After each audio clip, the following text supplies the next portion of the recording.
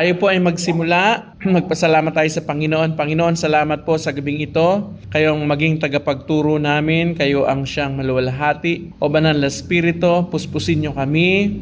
At sa aming pakikinig ng iyong salita, pagalingin niyo ang mga may sakit.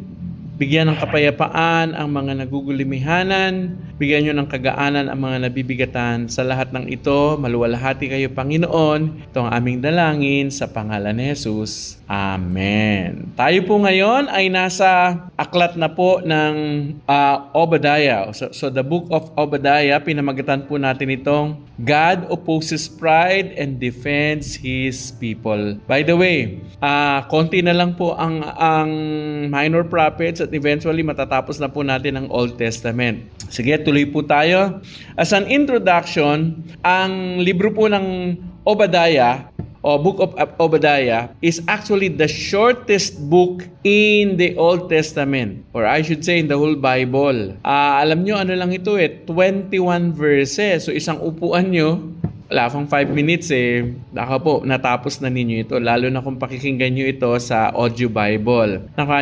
Now, this shortest book from the minor prophets, this is actually a book who has a very powerful and very deep relevant message for us today. Alam niyo kung bakit? Kasi itong buong librong ito, although isang chapter lang siya, has a powerful message that speaks about pride and injustice. So si God basically pinapakita niya yung puso niya dito. Ayaw niya sa mga taong mapagmataas at lalo na sa mga injustice na ginagawa ng tao. Well, basically, dito sa librong ito, God was actually addressing a rebuke to a particular group of people or nation, especially Edom. But eventually, in the middle of the chapter, nirebuke niya din yung ibang mga bansa. Where actually, they were also nations that has been practicing injustice and very, very prideful. Ano po? Now, this is actually a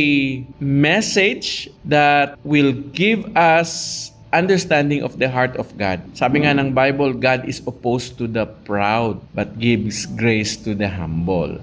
So this book actually calls for humility, compassion, and accountability before God. So tingnan muna natin, bago tayo magpatuloy, tanungin ko po kayo, meron ba kayong kilala na medyo ma-pride o mapagmataas? Then eventually, you were able to witness how that person fall from his pride. Meron ba? Have you ever seen someone fall because of his or her pride? Ano nangyari? Ano nangyari sa kanila? Well, ako may naisip akong isang tao agad ayokong pangalanan, no? Pero yung taong yun ay connected sa Ghost Project ng flood control ng Pilipinas. Kumandidato pang pagka-mayor. Eventually, nung kumakandidato siya, sobrang medyo mataas talaga magsalita. And eventually, I've seen yung downfall. Ngayon nga, nakakulong na. No? Hindi maganda, no? Hindi masarap yung pakiramdam actually na nasa taas ka and you are very proud, but God Himself is the one who brought the prideful person down. No, hindi maganda yon. And I hope with this lesson that we're going to have, we will be able to learn to really stay humble. Ano po? Now, pag-usapan muna natin, introduction tayo sa Book of Obadiah. Well, ang Book of Obadiah, ang author niya o ang sumulat mismo nito ay si Obadiah. So, pinangalan sa kanya yung libro, Book of Obadiah. And as I said, this is actually the shortest book in the Old Testament. 25 verses lang siya. At ang pangunahing audience ng librong ito, meaning to say yung librong ito naka-address actually sa isang bansa na ang pangalan ay Edom. Nagre-ring ba sa inyong isip kung sino si Edom? Well, basically, naalala niyo po si Abraham, nagkaroon siya ng isang anak, si Isaac, di po ba? Itong si Isaac, nagkaroon siya ng dalawang anak. Ang pangalan ng dalawang anak niya ay sino? Si Jacob, eventually naging Israel, at saka si Iso. Si Iso, siya ay tinawag na Edom. So basically, ang bansang Edom o Edomites, nanggaling siya sa lahi ni Iso, ni Esau. Nakuha nyo? So basically, ang Edom ay kamag-anak ng Israel. Nakuha nyo? So ang Edom, kamag-anak siya ng Israel.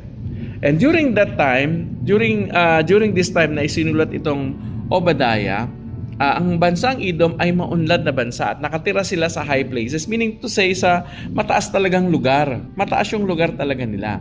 At maunlad sila, malakas yung kanilang military might. Now, during this time na isinulat ng Obadiah, ang bansang Israel, they were actually sinning against God. And marami ng prophecy na parurusahan ng Israel at magpapadala siya. Even the Babylonians will be sent to punish Israel. Now, yung pinadala ng Panginoon ng Israel to punish them, sinamantala ng mga Edomites yun. Ang ginawa nila, di ba ang ginawa ng Babylon? Sinakop sila tapos dinala yung kanilang mga tao, yung mga noble person nila doon sa Babylon. Ngayon yung mga naiwan, mga mahihina na.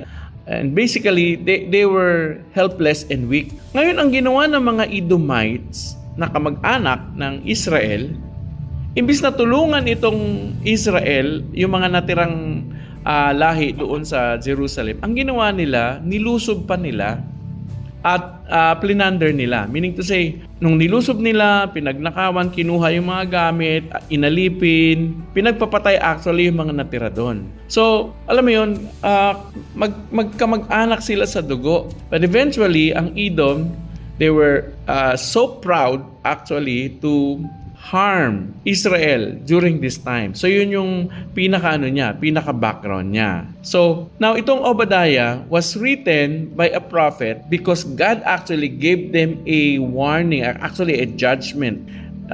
If you're going to read the whole chapter, 21 verses lang naman ito, no?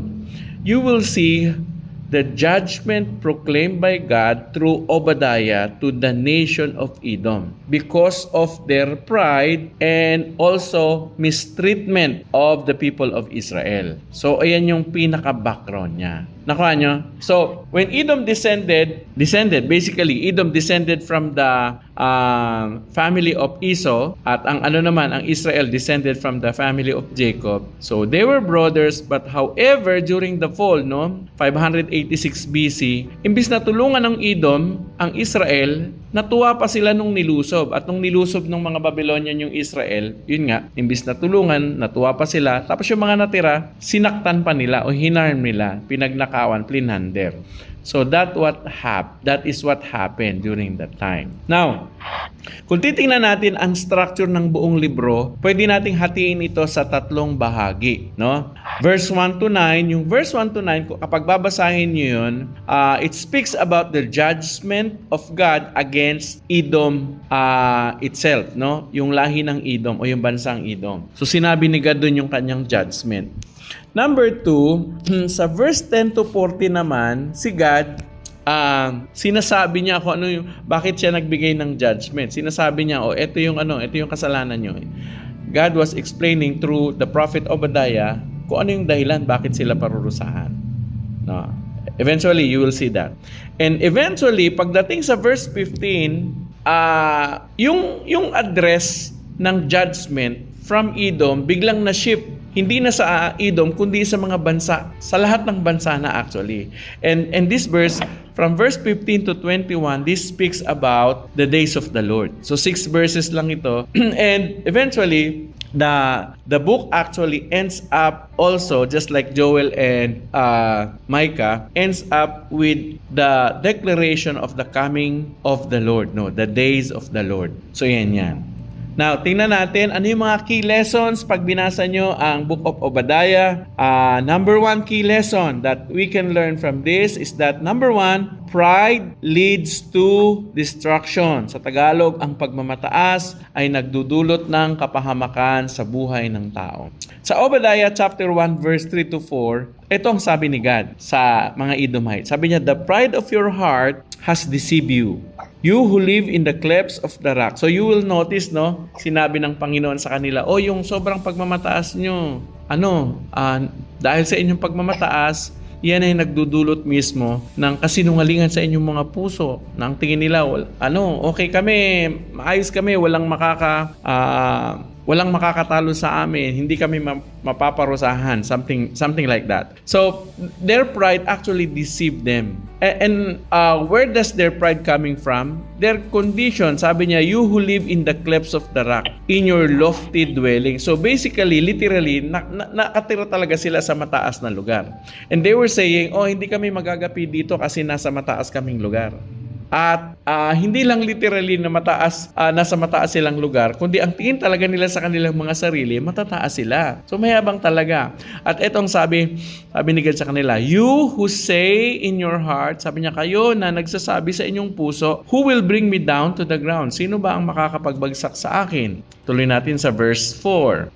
Etong sabi ni God sa kanila, though you soar aloof like the eagle, though your nest is set among the stars, from there I will bring you down, declares the Lord. Anong sabi ni God sa kanila? Sige, para kayong mga agila na matatayog ang inyong mga lipad.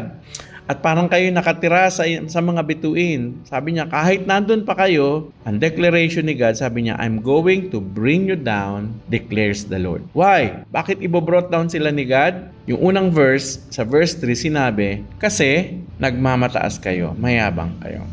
So what can we learn from these verses? As leaders, mga kapatid, we have to remember that pride leads to destruction. Kanina, kinote ko na yung kanina. No? Sabi sa Bible, God is opposed to the proud, but gives grace to the humble.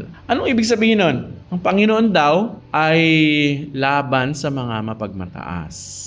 Alam nyo, kapag binasa nyo ang buong Bible, hindi talaga natutuwa si God sa mga mayayabang, mapang-api, mapagmataas, kung kailan umunlad, nakalimot na, kung kailan umunlad, imbis na gamitin ang kanilang pag-unlad, pagyaman, pagkakaroon ng meron, ay ginamit nila para mang-abuse pa ng mga tao. Ang Panginoon na hindi natutuwa doon.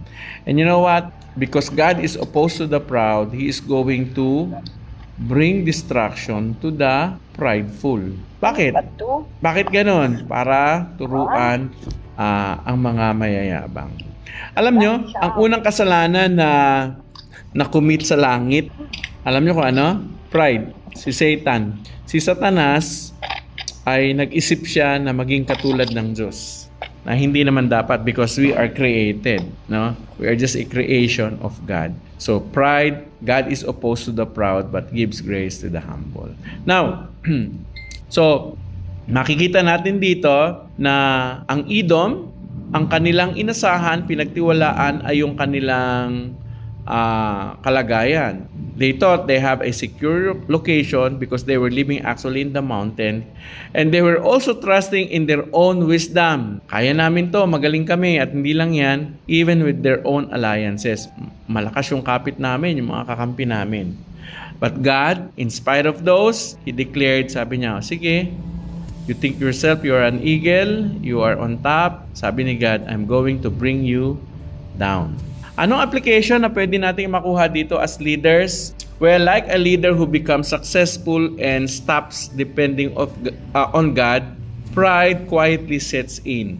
Yung mga taong naging successful, tapos nasa taas na, kapag tumigil na siya na magtiwala sa kakayahan ng Panginoon at sa sarili ng lakas, talino, kakayahan, kapit, pera, kayamanan, kapag yun ang pinagtitiwalaan niya, unti-unti na pumapasok yung pagmamataas sa sarili. So tayo mga leader, 3 applications that you and I can do against pride. Number 1, we have to intentionally make a commitment or decision to stay humble no matter what our position is. Alam nyo, dapat nga mas tumataas tayo, mas lalong bumababa. Ang palay daw na may laman, pag nahinog, mas yumuyukod.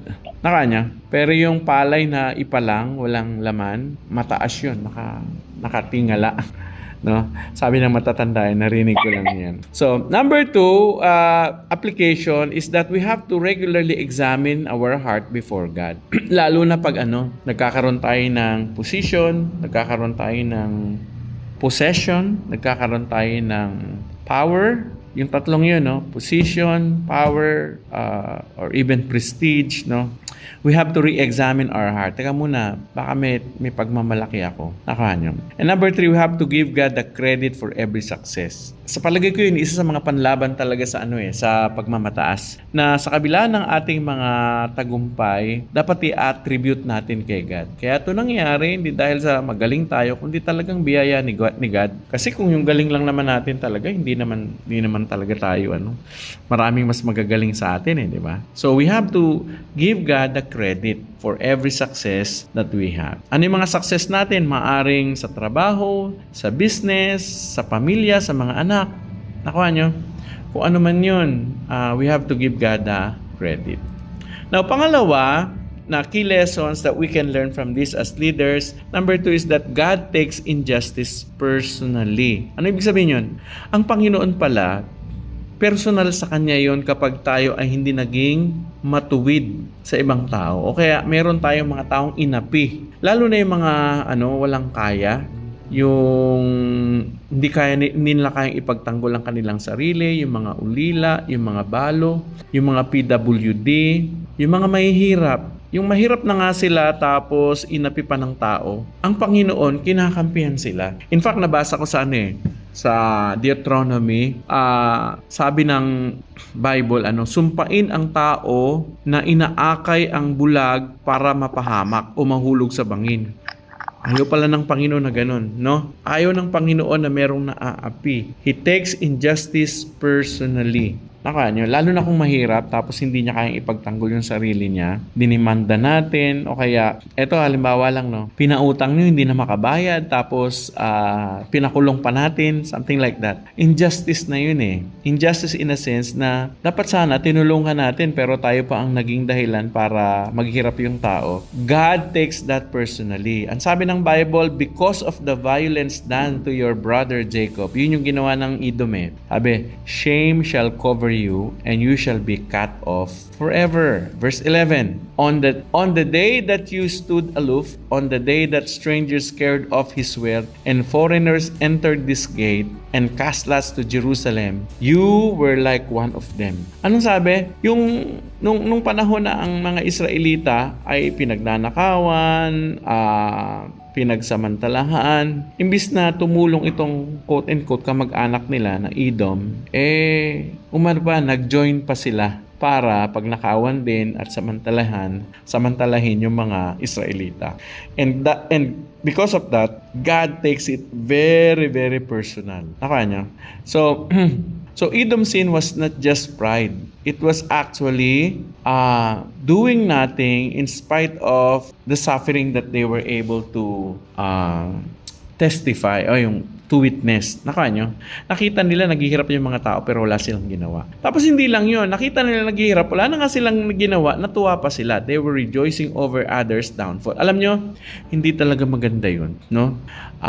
Pag may nakita tayo, halimbawa, kahit kaaway natin, nakita natin na bumagsak, huwag tayong matuwa. Alam nyo kung bakit? Kasi imbis na ang Diyos ay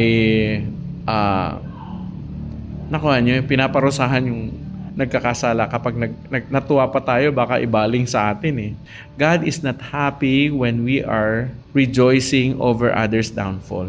And one more thing, yung mga mahihina na nga sila, bumagsak na nga sila, wala na nga silang magawa, then these people are still taking advantage of them. Nakuha nyo? So when we take advantage of the weak, God is not happy.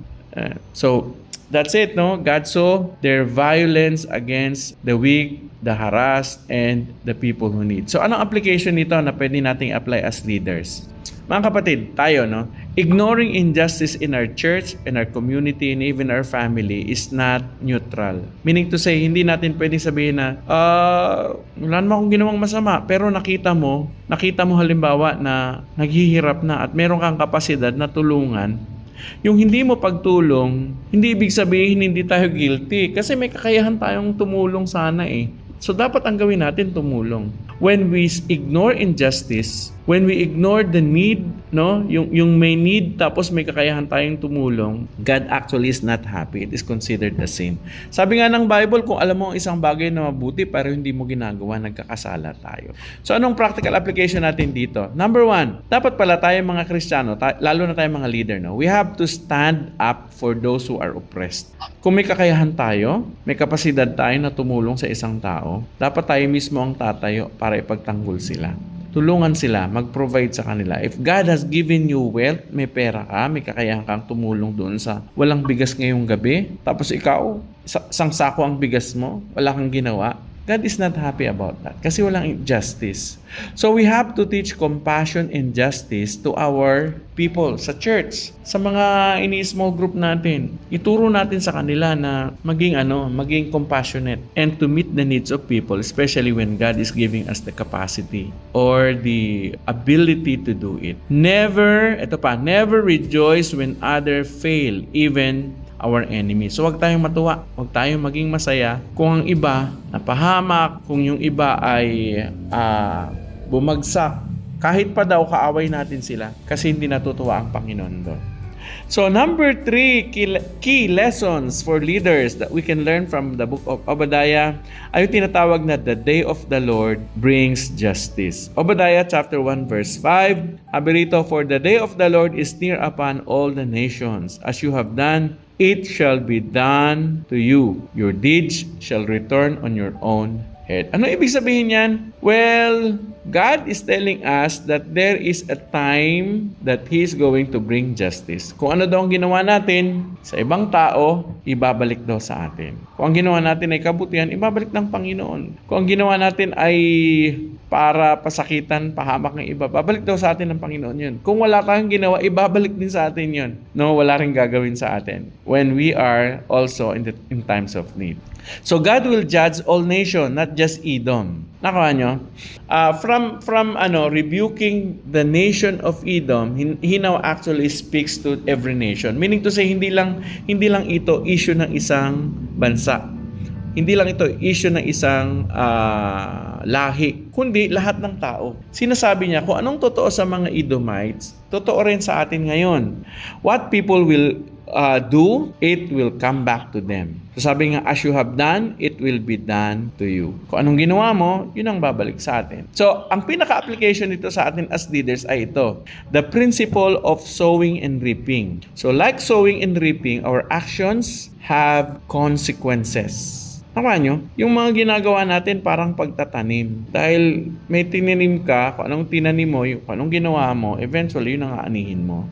So, with this 3 practical application, we have to live with eternity in mind. Meaning to say, tayo nabubuhay tayo ngayon, wag lang tayo nabubuhay para ngayon. Meron tayo dapat perspective na darating ang panahon, may eternity. And so therefore, whatever we do today is also actually an opportunity for us to sow o magpagtatanim. Nagtatanim tayo at merong tayong panahon na mag-aani. So kung nagtatanim tayo ngayon, ang itanim na natin lahat ng mabubuting bagay. Pangalawa, we have also, as leaders, we have to teach accountability before God. Meaning to say, tayo mismo, lagay natin sa ating sarili, sa ating isip na mananagot tayo, magsusulit tayo sa Panginoon. And so therefore, as leader, hindi dapat ang ituturo natin sa mga tinuturoan natin. Alam nyo, darating ang panahon, magsusulit tayo, kaya pakaingatan natin ang pamumuhay natin ngayon. So we have to lead people towards repentance and not complacency. Anong ibig sabihin yan? Kung may mga nagawa tayong hindi tama, kung ayaw nating umani ng hindi maganda sa darating na panahon, yung mga itinanim natin ngayon na hindi maganda, putulin na natin. Meaning to say, we have to repent. Repentance means changing of mind. Baguhin na natin ang isip natin. Kung akala natin na yung mga ginagawa natin, wala namang makakasita sa atin. So baguhin na natin, hindi, nakatingin ng Panginoon. Kung akala natin yung ginagawa ko naman sa kanyang kabutihan, wala naman ako mapapala. Hindi totoo yun. Lahat ng ginagawa natin, sabi nga sa Bible, yung pagbibigay nga lang daw ng malamig na tubig sa lingkod ng Diyos, sabi niya, ay makaka-receive ng gantimpala. So isipin natin, lahat ng ginagawa natin ngayon, meron niyang may bunga yan. So, continue to do good because on the proper time you are going to reap. Yan din nasabi actually ni Paul, no?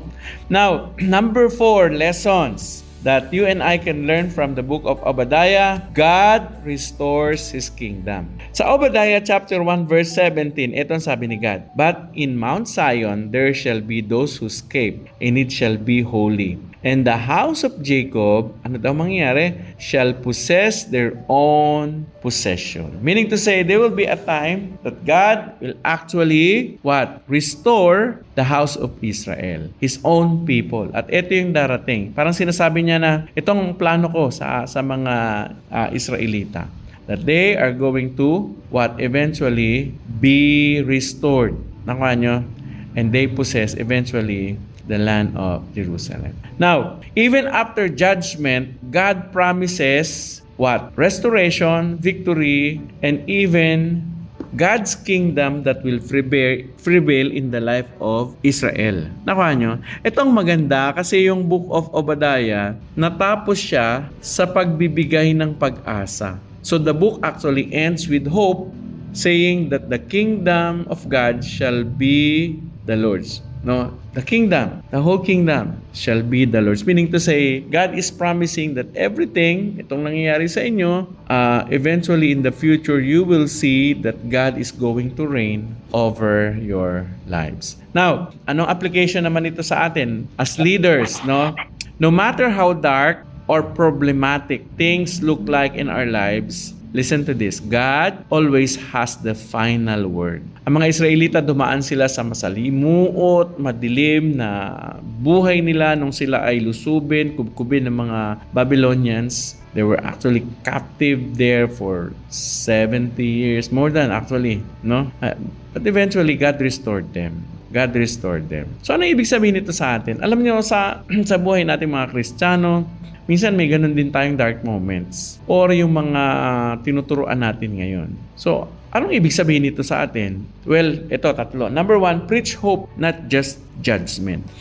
There are times God wants us to extend the message of judgment, pero alam nyo, hindi tayo dapat natatapos doon because God also wants us to preach hope, pag-asa.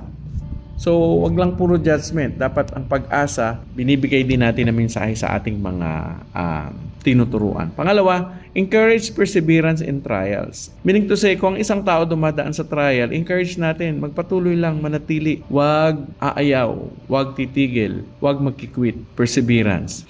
And lastly, we have to remind the people that in every situation, masalimuot man ang ating pinagdadaanan. Para ngayon, sa ating bansa, magkano na ba ang gasolina ngayon? Naku, taas na. 120, 114 yung diesel. At siguro marami na tayong mga members sa WOTG na nag-aalala. Alam nyo, pagka minsan ako din parang nag-aalala na eh. Pero I have to remind myself that God is in control. Eventually, He is going to reign. He is going to win over these problems. Kaya patuloy lang tayo, pag-pray lang natin ng ating bansa, pag-pray natin ng ating presidente, mga pinuno ng ating bayan, pag-pray natin, napalitan sila ni Lord ng mga matutuwid na tao. Huwag tayong magsasawa na ipag-pray ang ating bayan kasi eventually we know that God is in control. Amen po ba? So, 4 major na practical leadership takeaways natin ngayon. Number 1, sa book of Obadiah, it is actually teaching us to guard our heart against pride. So, bantayan natin ang ating puso. Huwag tayong mahulog sa patibong ng kaaway ng pagiging mayabang. Nakuha nyo?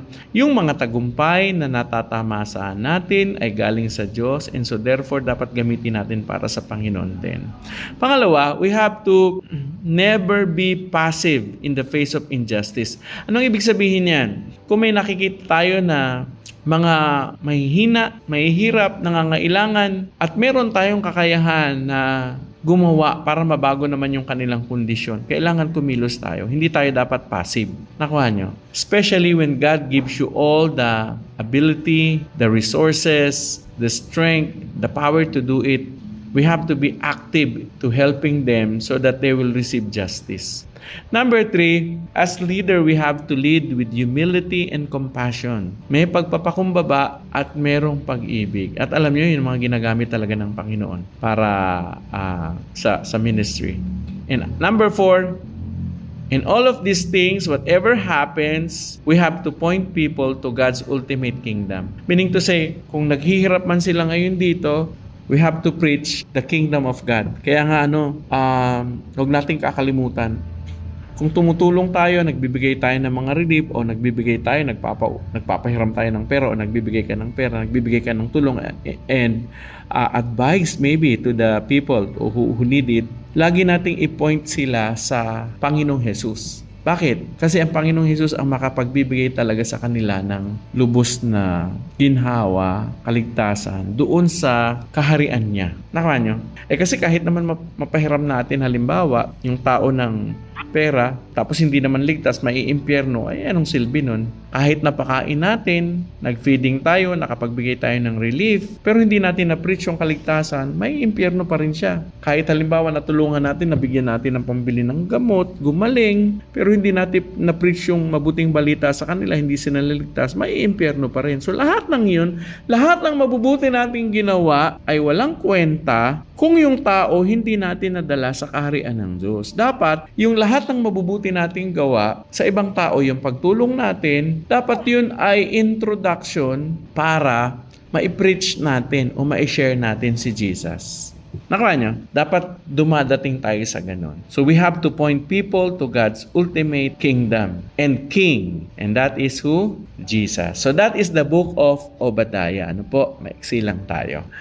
So, yan po ngayong gabi at ito po ang ating mga closing challenge. So, tanungin natin ating sarili, kumusta ang ating mga puso, mga kapatid bilang leader? Meron ba tayong pagmamataas? Meron pa bang pride sa ating mga puso? Isuko natin sa Panginoon yan. I-search natin, pa-search natin ang ating puso sa banal na spirito. Pangalawa, sino sa buhay mo yung mga tao na lumapit sa'yo, tumulong sa'yo, pero in-ignore mo? Maybe this time, we have to rethink and make a decision to help them. Tapos, eto, number 3, ang tanong. Am I living as if God's judgment and kingdom are real? Tayo ba, nabubuhay ba tayo na yung inaasahan talaga natin? Dadating talaga ang Panginoon and eventually, those people who did not commit themselves to the Lord Jesus Christ, they're going to receive judgment. So, what are we gonna do? What we are gonna do? Kasi maraming namamatay sa mga kakilala natin, kamag-anak natin. Dapat may urgency tayo. We have to share Jesus to them.